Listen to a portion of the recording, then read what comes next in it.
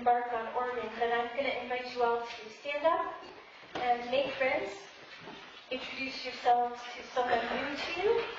Welcome.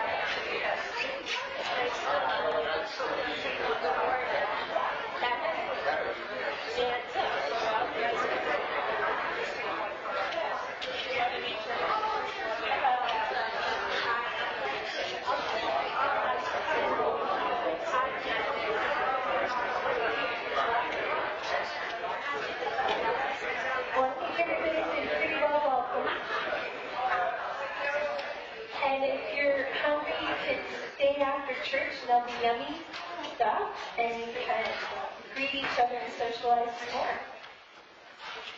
Are there announcements for the life of the church? Jeanette?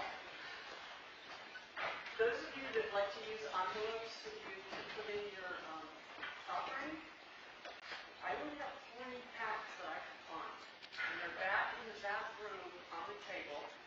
If you decide to take one, just write down the number and what your name is so that you know who goes with what number. If you write a check, you don't really need to use an envelope. Just fold the check and put it in the plate, and I'll know who it's from. So just those of you who need envelopes, take it, and I'll show you if I can find some more.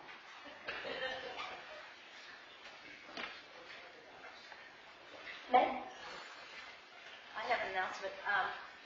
Lucky for me, I'm going back to Honduras at the end of this month with Honduras Hope. And what we would love to have for people are all those toothbrushes that you get from the dentist, but you really use electric toothbrush, and you don't want to waste them. So if anybody has those kinds of toothbrushes sitting at home, we're looking for about 50 more toothbrushes to take. 50? 50 more. Yeah. But I don't think you should have to buy them. You should have some of them hanging around at home.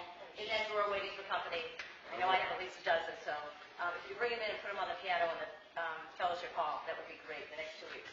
I'm leaving on the 21st. You need them within the next 2 weeks? Yeah, I'll be here Sunday the 20th. All right, so the toothbrushes are due by Sunday, the 20th of January? 20 or 19th. Is the 19th. 13th. Oh. This coming weekend, the 25th and the 26th of January, is the winter weekend for the Utah Conference. I wanted to let you all know that normally we have the Jackson concert on Sunday. However, there's a skiing event that particular day, and they've asked us to move to a different day. So the Jackson concert is going to be at 4 o'clock on Saturday instead of Sunday.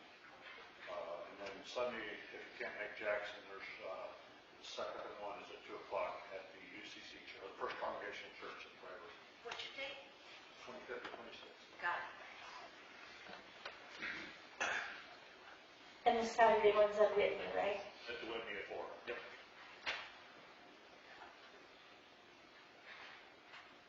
Other announcements for the life of the church. I'm writing this stuff down too. Quick reminder that it's a hold the date note for people that are friends or members of the church. We have an annual meeting It's Wednesday night, January 22nd, so it's a few weeks out. If you are a member, you are able to vote on the budget and any other business that we bring in front of the church. If you're friends, please come anyway, just to learn and hear what we're doing, what we've been up to. If you happen to be on any of the teams in leadership position, Joanne is looking for pretty much all of her reports because she has to publish everything yesterday, including my letter, which I still owe to her. So I'm guilty like everybody else, but please let's get everything in that she needs so that we can publish everything and be legal and transparent. Any other announcements? All right. Why don't we rise? And we will sing We Three Kings, number 162 in the red hymnal in your pew.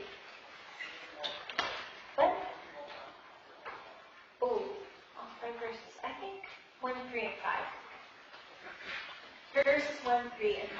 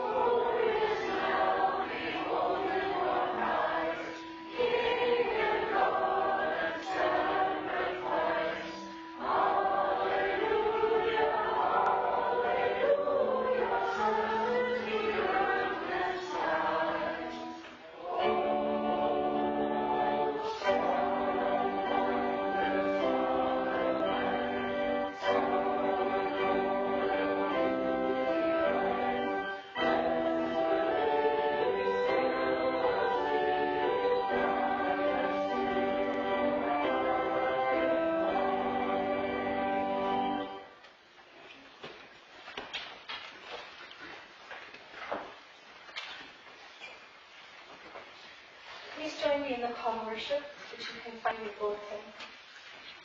Magi came from many places to see the baby Jesus.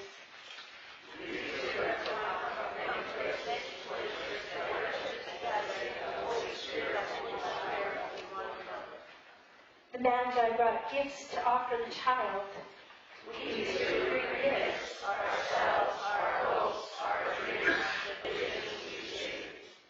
the Magi traveled to Bethlehem and saw a great light. We too travel to Bethlehem and then return to our homes, moved by what we have seen. This is the time in the service when we raise up prayers, both out loud and in silence. If there's anything that you want to share out loud, now is the time that you might name it for us, celebration or concern. I will start with a couple of prayer requests that were given at the 8 o'clock service, the gathering that we had at the little library next door. 2 families are mourning this week, the family of Dick Burak and the family of Paul McPeck. We think also of Roy Kinsey's, I believe it's her cousin, who's living with leukemia, and they have great attitude, but life with cancer is profoundly difficult. And other prayer requests that you might lift up this morning. Sue. Prayers for our friend Seal, who unfortunately is re-diagnosed with continuing ailment, and it's not good. So please keep her in prayers. For Cecile, who has been living with and going through treatment for her diagnosis, and for the gratitude for her presence among us, and for all the choices that come next. For my brother-in-law, Arthur, he has been in Brigham Women's Hospital on college ward since December 10th, and things are sliding downhill fast. So for Arthur, who's been at Brigham and Women's since December 10th, for those who love him, for those who care for him, and again, for his comfort and dignity in what may be a threshold moment in his life. Meg? My sister Kate and her husband Bill, Bill spent the week in the hospital and is now home on hospice. For Kate and Bill, Bill is home on hospice, and it's been a long road for the two of them anyway.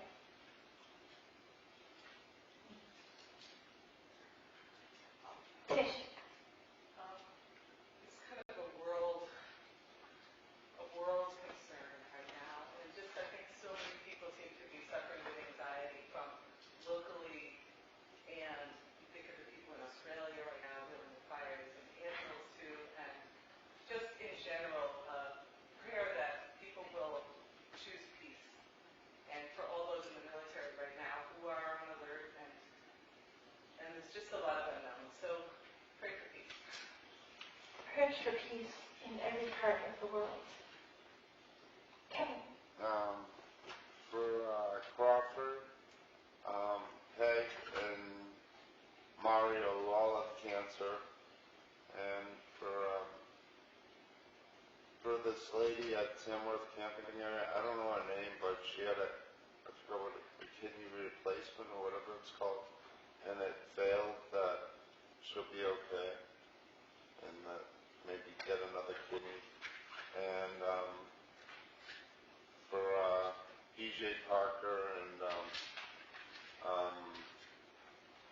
Jennifer Perkins, who helped so many people, and for Sue's going for cataract surgery, and for Reverend Gail and Pastor Nathan, who do so much for so many people, and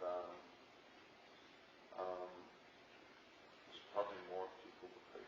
But I also want to pray like Tisha for the military and the police and the first responders, all the service they provide and looking out for and protecting everyone.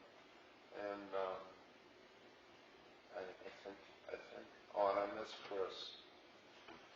Chris is my husband, who's not here this weekend. Prayers for those living with cancer, as Kevin has said.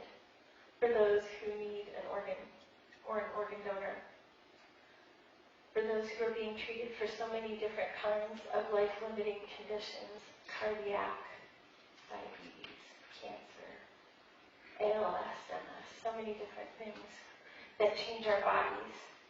For changes in cognition, stroke, Alzheimer's. For those living with mental health conditions which become harder in the winter, we see a lot of depression and retreat and difficulty for people here at this time. For solid footing underneath, because it's easy to take falls right now. We've had people have some breaks. And praying for people that need shelter. We will talk more about that during the sermon today.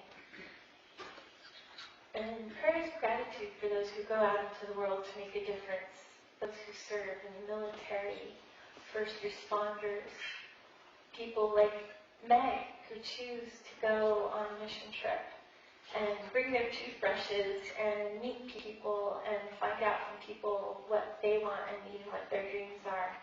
so that we may be partners in a meaningful way with communities, not just here, but in other parts of the world, including our own partner church, the Chikanga Church in the city of Mutare in the nation of Zimbabwe. Please pray with me. O Holy God,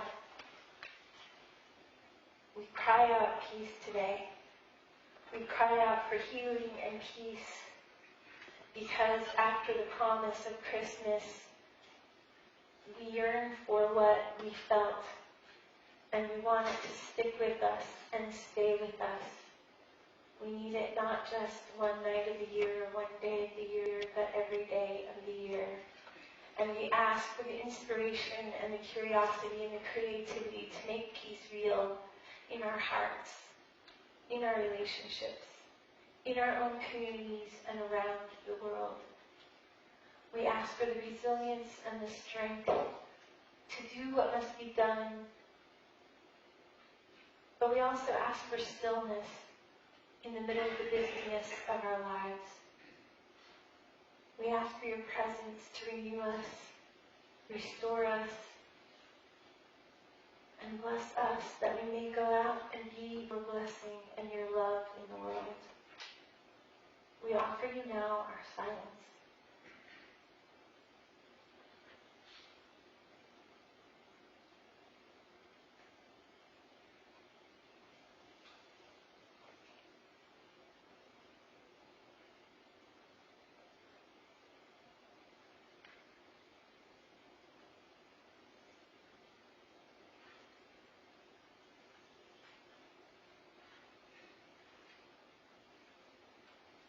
And we pray together as you first taught us, saying, Our Father, who art in heaven, hallowed be thy name.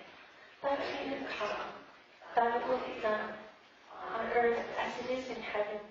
Give us this day our daily bread, and forgive us our sins as we forgive those who sin against us. Lead us not into temptation, but deliver us from evil. For thine is the kingdom, power, and the glory forever. Amen.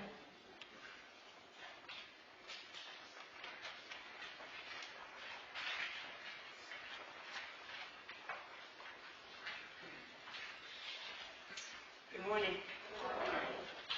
Today's scripture, Matthew 2, verses 1 to 12, King James Version. Now when Jesus was born in Bethlehem of Judea, in the days of Herod the king, behold, there came wise men from the east to Jerusalem, saying, Where is he that is born King of the Jews? For we have seen his star in the east, and are come to worship him. When Herod the king had heard these things, he was troubled, and all Jerusalem with him. And when he had gathered all the chief priests and scribes of the people together, he demanded of them where Christ should be born. And they said unto him, In Bethlehem of Judea, for thus it is written by the prophet, And though Bethlehem in the land of Judah art not the least among the princes of Judah, for out of thee shall come a governor that shall rule my people Israel. Then Herod, when he had privily called the wise men, inquired of them diligently what time the star appeared. And he sent them to Bethlehem and said, Go and search diligently for the young child, and when you have found him, bring me word again, that I may come and worship him also.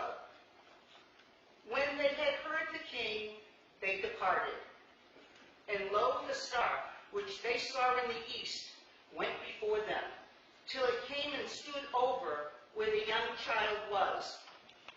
When they saw the star, they rejoiced with exceeding great joy.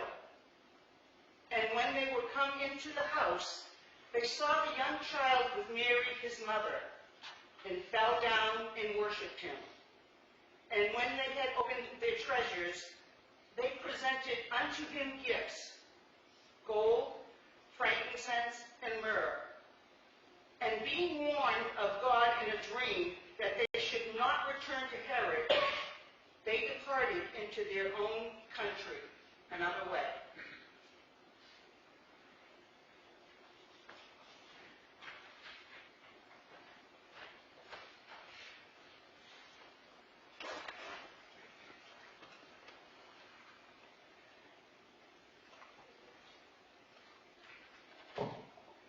This is an epiphany blessing called Amazing Peace, a poem by Maya Angelou. Thunder rumbles in the mountain passes, and lightning rattles the eaves of our houses. Floodwaters await us in our avenues. Snow falls upon snow, to avalanche over unprotected villages. The sky slips low and gray and threatening. We question ourselves, what have we done to so affront nature? We worry God, are you there? Are you really there? Does the covenant you made with us still hold? Into this climate of fear and apprehension, Christmas enters. Streaming lights of joy, ringing bells of hope, and singing carols of forgiveness high up in the bright air. The world is encouraged to come away from rancor. Come the way, friendship. It is the glad season. Thunder ebbs to silence and lightning sleeps quietly in the corner. Floodwaters recede into memory. Snow becomes a yielding cushion to aid us as we make our way to higher ground. Hope is born again in the faces of children. It rides on the shoulders of our aged as they walk into their sunsets. Hope spreads around the earth, brightening all things, even hate, which crouches breathing in dark corridors. In our joy, we think we hear a whisper. At first, it is too soft, then only half heard.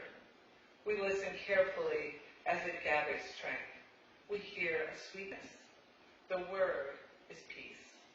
It is loud now. It is louder than the explosion of bombs. We tremble at the sound. We are thrilled by its presence. It is what we have hungered for. Not just the absence of war, but true peace, a harmony of spirit, a comfort, of courtesies, security for our beloved and our beloveds. We clap hands and welcome the peace of Christmas. We beckon this good season, to wait a while with us. We, the Baptists, the Buddhists, the Methodists, the Muslim, say, come, peace. Come and fill us with our world with your majesty. We, the Jew and the Jainists, the Catholic and the Confucian, implore you to stay a while with us, so we may learn by your shimmering light how to look beyond complexion and see community. It is Christmas time, a halting of hate time. On this platform of peace, we can create a language to translate ourselves and to each other. At this holy instant, we celebrate the birth of Jesus Christ into the great religions of the world.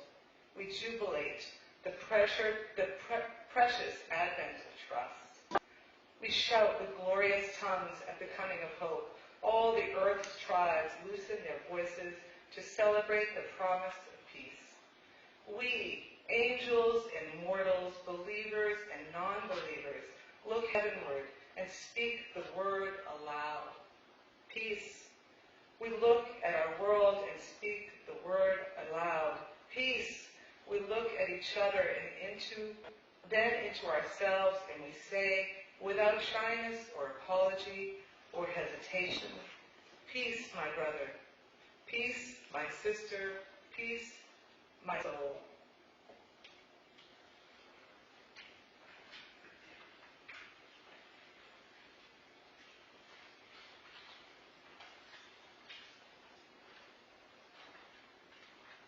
Please pray with me. May the words of my mouth and the meditations of all of our hearts be acceptable to you, our rock and our Redeemer. Amen. We pair the scripture about Christ being threatened by Herod endangered to the point that his family had to flee. With the words of Maya Angelou, because this is a hard conversation to have, and we need to keep our eyes focused on the star and the light and the hope of peace. Because embedded in that story is violence, is oppression, is someone whose life is turned upside down and who is forcibly sent fleeing in the night from his safe home, his community, in the company of his parents at least, to another country. The writer of Matthew actually told that story in part to make a comparison with Moses, who liberated people by leading them out of Egypt. And the liberation that we celebrate, that we believe in, and that we follow in the life of Christ is the opposite. It is to flee into the face of danger. To leave one peril as a child, to go back to the land where his people were oppressed, but then to come back to where the need is greatest, and to be present for those who are most vulnerable, most in danger, least recognized, and to live an example that we are called to follow. How many of you got to be at home or away in someone else's home over the holidays with family? Maybe not all of your family, but were you with family sometime during the holidays? Raise your hand if you were.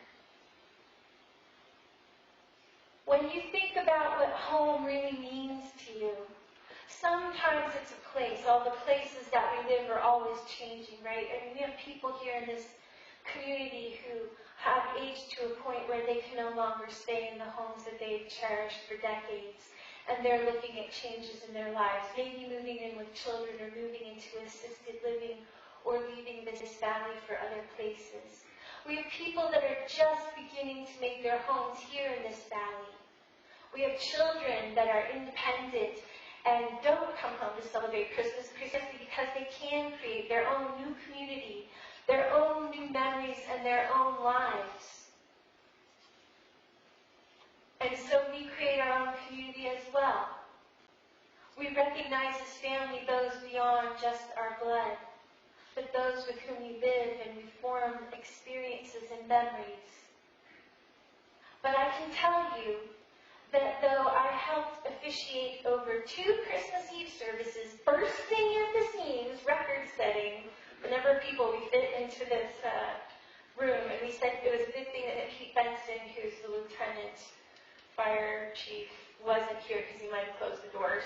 He promises he wouldn't on Christmas Eve, he'd make an exception, but despite all of that good Christmas will and then Christmas morning telling stories in pajamas, despite all of those celebrations, it didn't feel like Christmas for my family until my daughter was driving up from Manhattan a few days later. And my husband, who's usually kind of, you guys know, he's sort of a quiet guy. He'll talk, but he stands and sort of listens a lot. We were making Christmas cookies. He was singing Christmas carols. He was tracking them on phone, reporting to me, they're going 35 miles an hour right now. So I hit some traffic. Oh, they're going 59 miles an hour. They're in Tamarack.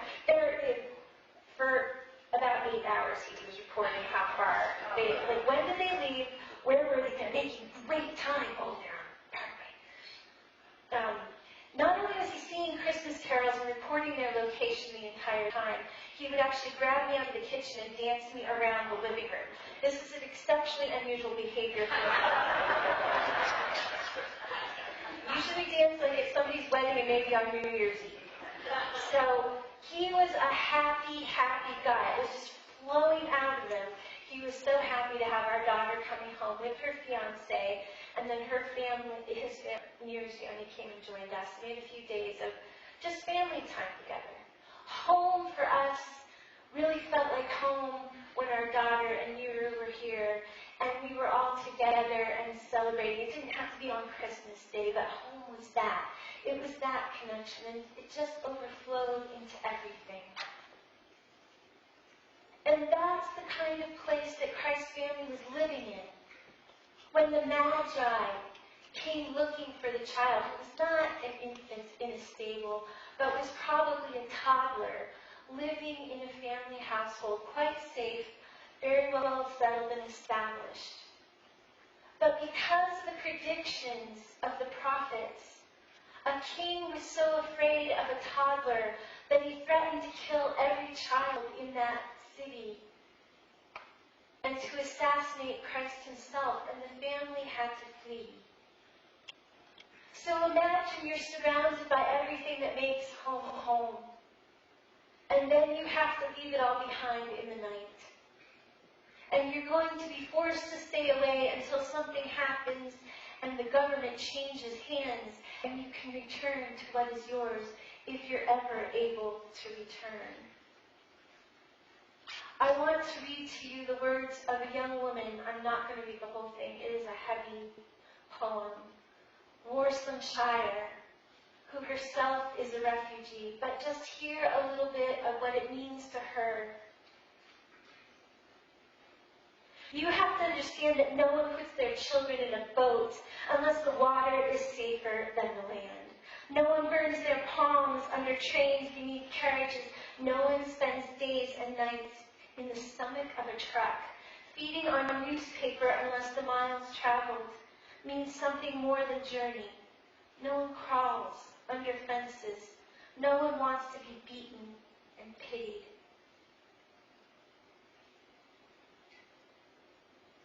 The go-home blacks, refugees, dirty immigrants, asylum seekers sucking our country dry, niggers with their hands out. They smell strange, savage, messed up their country, and now they want to mess up ours. How do the words, the dirty looks, roll off your backs? Maybe because the bow is softer than a limb torn off. Or the words are more tender. I want to go home. But the home is the mouth of a shark. Home is the barrel of a gun. And no one would leave home unless home chased you to the shore, unless home told you to quicken your legs, leave your clothes behind, crawl through the desert, wade through the oceans, drown, save, be hunger, beg, forget pride. Your survival is more important. No one leaves home until home is a sweaty voice in your ear saying, leave, run away from me now. I don't know what I've become, but I know that anywhere is safer than here.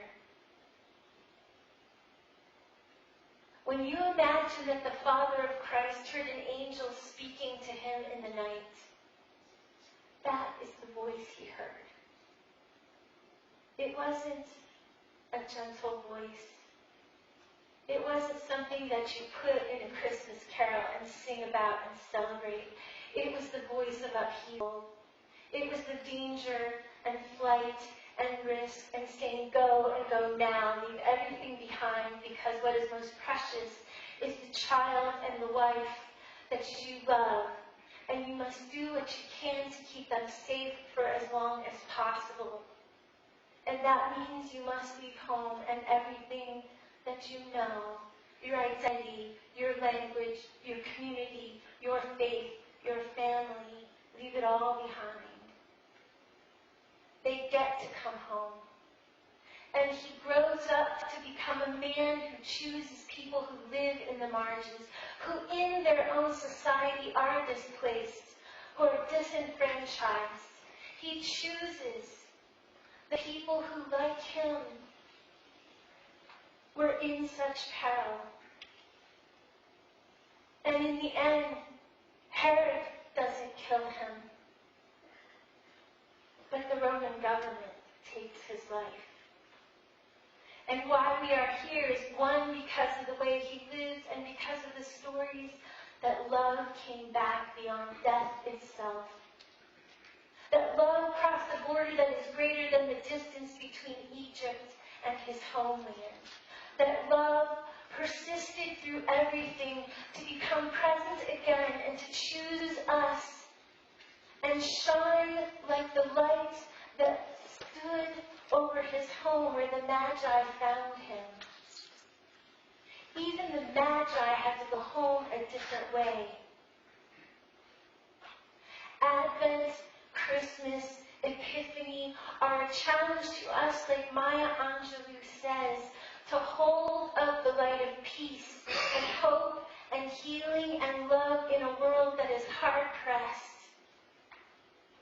where 70.8 million people are displaced, 41.3 million people live displaced within their own countries, 25.9 million are refugees, and 3.5 million are asylum seekers.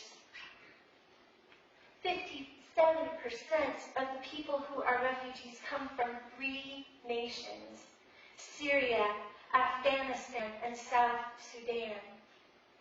But many of those that come over are on the southern border, are Guatemalan indigenous people.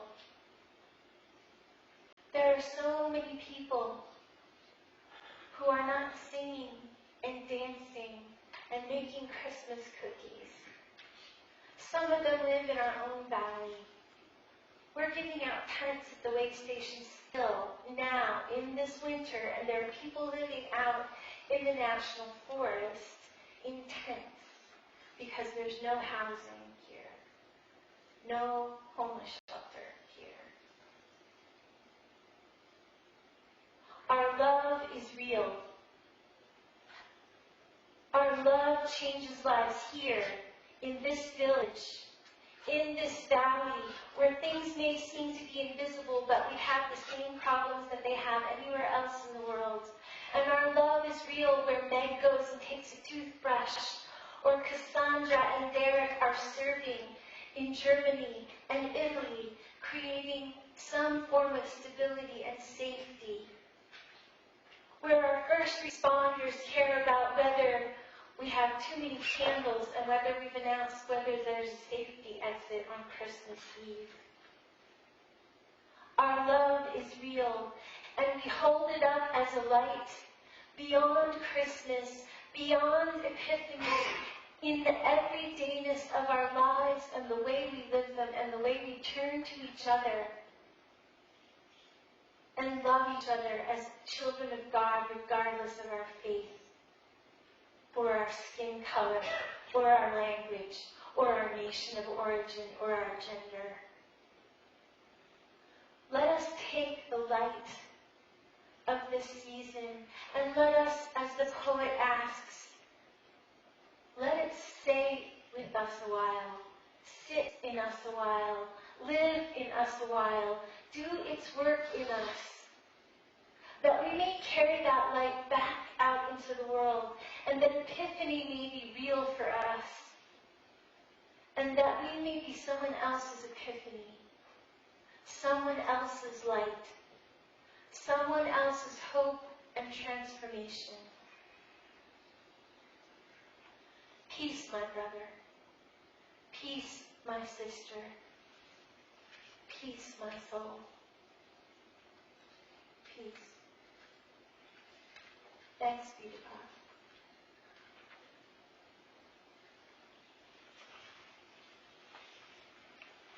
Please rise if you're able. For Psalm 135, Angels who are heard on high.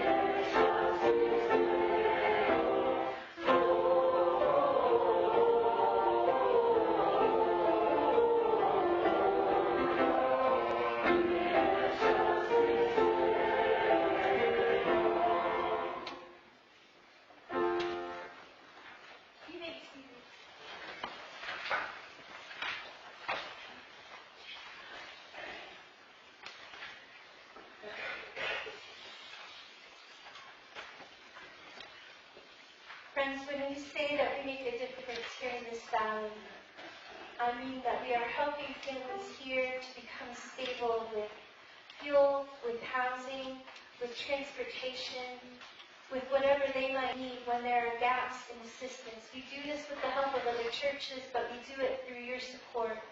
Your love is real and it is growing where it is needed.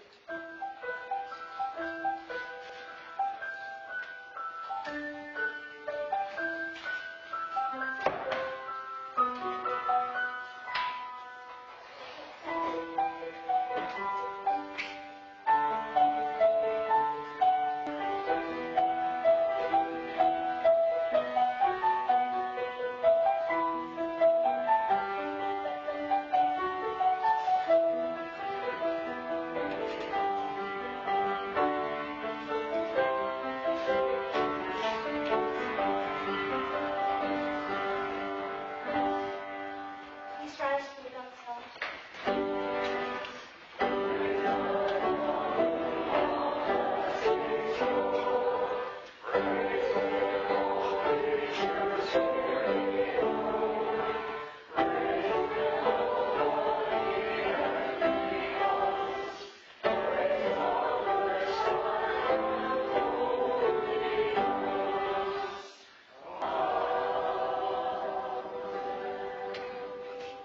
Please pray with me. Oh, holy God, today is the day when we remember light. We remember that we are children of light, and that by choice, by being chosen by you, we carry your light within us. We are your hope and your love in this world, and we ask that the gifts that we have given this morning will also be turned as agents of light and love where they are most needed. Amen.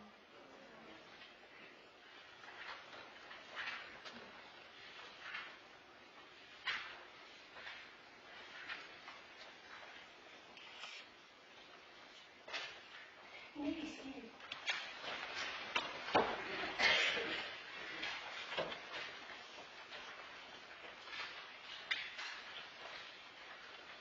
Please join me in the invocation in the insert that you can find in your bulletin.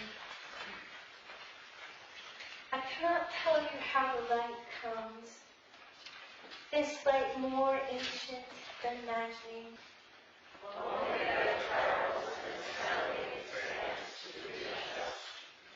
That this light loves searching out what is hidden, lost, forgotten, in peril or in pain.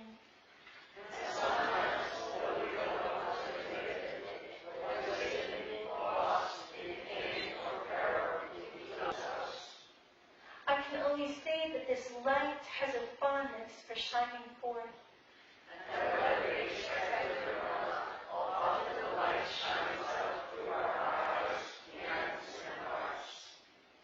I cannot tell you how the light comes, only that it does.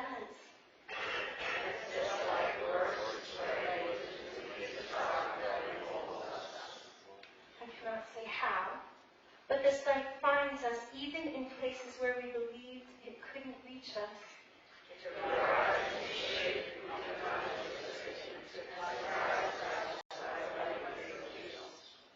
This day, may we lift our faces to the coming of the light. May we welcome all promises and changes that brings into our lives. Friends, you are the children of light. God chose you. God loved you before you were born.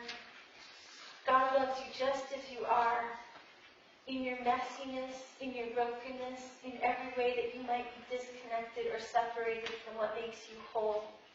God loves you just as you are and welcomes you to this table with the invitation that love can restore and reconnect. And God loves you also for all that you may become. This table is your table and you are welcome here. And anything that has separated you from God is forgiven this morning. The deacons, please come forward.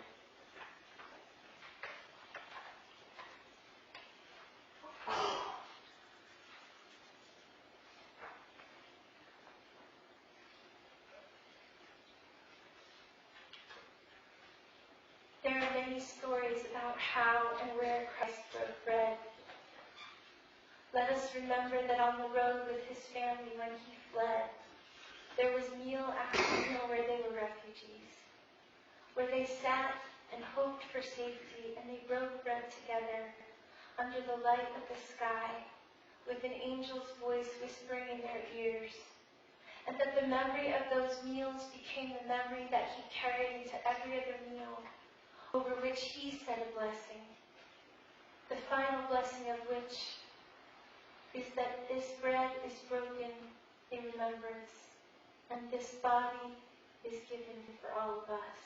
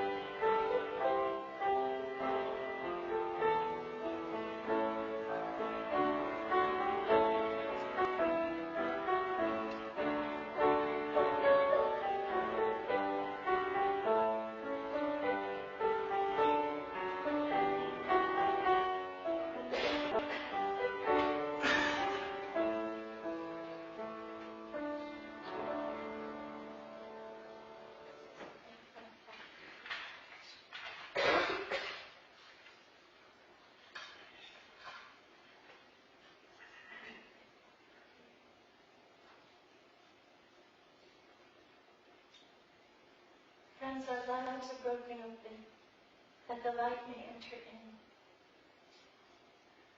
When you take and you eat, do so in remembrance of the one who created the way that we walk.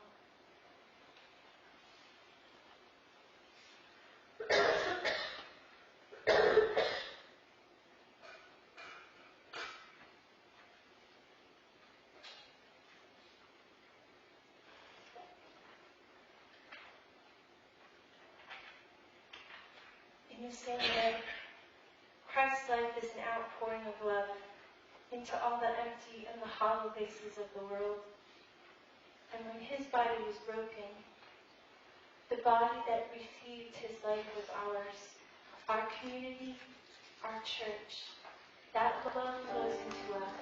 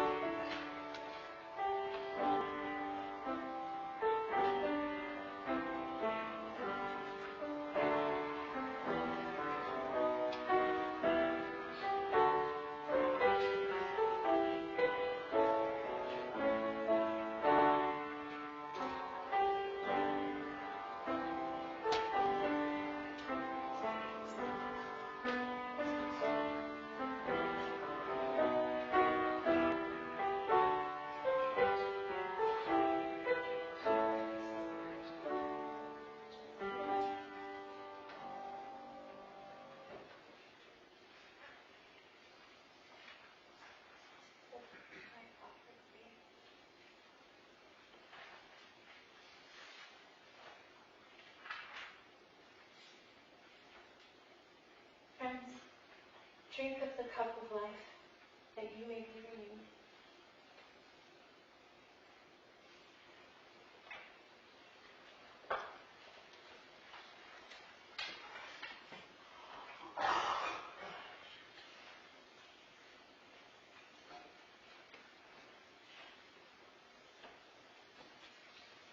Please pray with me.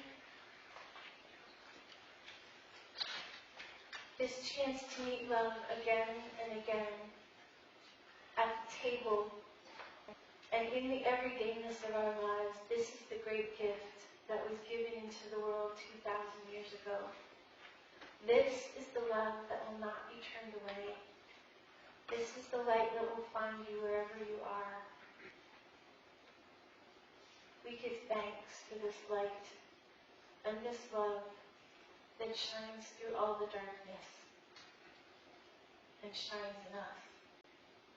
Amen.